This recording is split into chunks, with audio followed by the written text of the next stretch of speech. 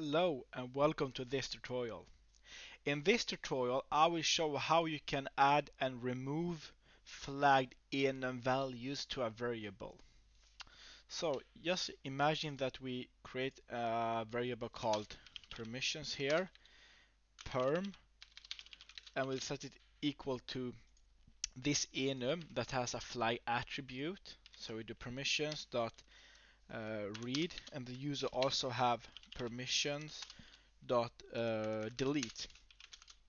However, during our programming process, we come to a realization that we also need to add another enum value to this variable perm.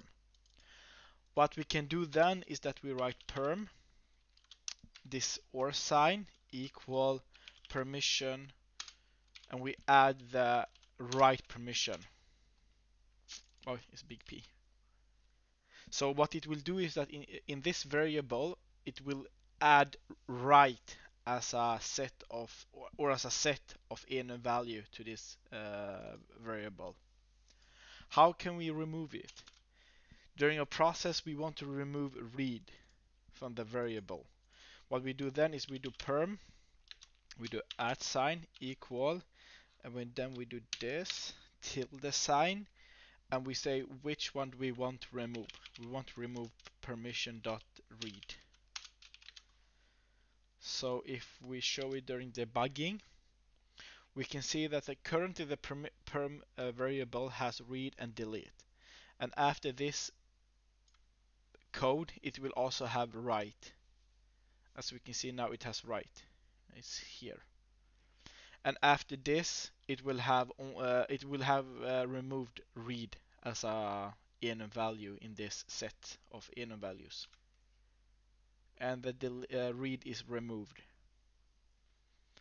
And don't forget the has flag. I did not speak a lot about it, but has flag basically checks that if the variable contains flag, if the variable contains that permission value.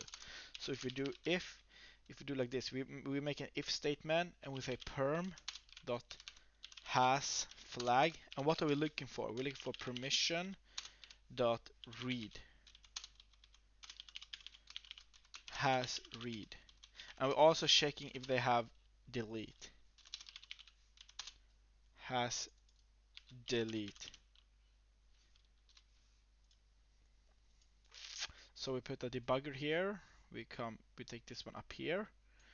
We can remove the debugger. Then we're gonna check if this perm has read. And as we can see, the perm variable does not have read as an attribute here. So if I debug, it won't go to this row, and it did not go to that row.